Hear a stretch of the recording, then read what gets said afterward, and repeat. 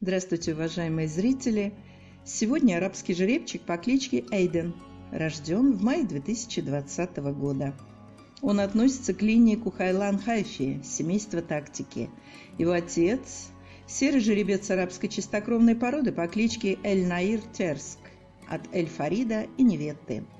Он внук всемирно известного экстерна, национального чемпиона Польши, чемпиона Кубка всех наций, чемпиона Европы, чемпиона мира, бессрочный обладатель World Arabian Horse Organization Trophy, который присваивается лучшей арабской лошади в каждой из стран, членов Всемирной организации арабского коневодства, объединяющей более 60 стран мира.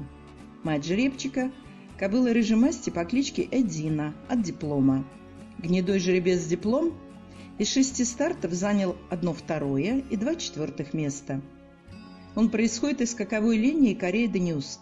К этой же линии относятся Нугатин, Манганейт, Дормен, Салорон и многие другие известные скаковые лошади мира.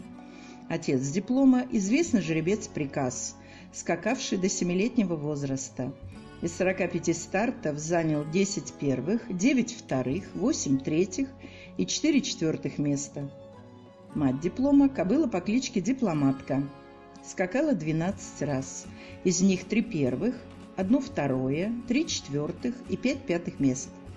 Мать Эдины – рыжая кобыла Эпика от Эсплендера, бывшего чемпиона Англии.